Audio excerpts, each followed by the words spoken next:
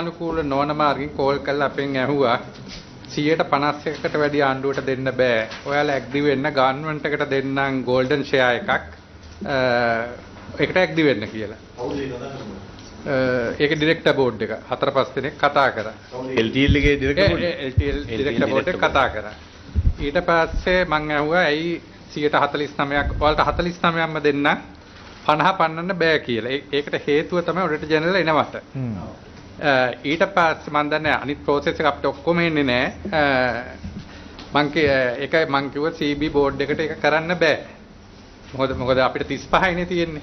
නමුත් ඒගොල්ලන් තරයේ කියා සිටිය රජයට කියන්න through CB අපි 149 දක්වා ආණ්ඩුවට දෙන්නම්. ඔයාලට බලය ඕන නම් ගෝල්ඩන් ෂෙයා එකක් දෙන්න. මට තියරි එක හරියටම පැහැදිලිුනේ නෑ. ගෝල්ඩන් ෂෙයා එකක් දෙන්නම් ඔයාලා ඇග්‍රි වෙන්න කියලා. ඊට පස්සේ මං කිව්ව ඒක තනි බෝඩ් මෙම්බර් කෙනෙක් හැටියට මට ඇග්‍රි වෙන්න බෑ. ඒවා මට කිව්වට මගේ ආයතනයක් නෙවෙයි. ඔයා ඒක මුදල් අමාත්‍යාංශයට ප්‍රොපෝස් කරන්න කියලා.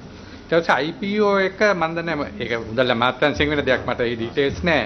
ඊට පස්සේ මේගොල්ලන් කොහොම හරි HCC එකයි කොළඹ එක්ස්චේන්ජ් එකයි එකතු වෙලා දැන් මේ අවුරුද්ද යන්න තිබුණු IPO එක නැවැත්තුවා. ඕකේ. දැන් තියෙන තත්ත්වය ඒක දැනටත් ඒ මට්ටමෙම තමයි යන්නේ. පාරදර්ශකභාවයක් නෑ. ඒගොල්ලන්ට ඕන ඔඩිටර් ජෙනරල් මේක නවත්තන්න බව හොඳටම තේරුණා. ඒගොල්ලන් කිව්වා ඕන ඉල්ලීමක් දෙන්නම් 150ක නැතුව. පොඩි ප්‍රශ්නයක්. මේ ප්‍රශ්නයක් තියෙනවා. දැන් මේකේ ඉන්නේ අධ්‍යක්ෂක මණ්ඩලයේ තාමත් මේ ඔබතුමාට කතා කරපු අය අතර UD ජයවර්ධන. මට මතකයි මරික්කාර් කියලා. අන්න හරි. MJMN මරික්කාර්. මේ අපේ മന്ത്രിතුමා නෙමෙයි. කවුද ඔබතුමාට කතා කරපු අය මතකද? මරික්කාර් කියන තව පිටිගල විජේපාල නම් දෙකක් තමයි මතකනේ. කීප දෙනෙක් ආවා.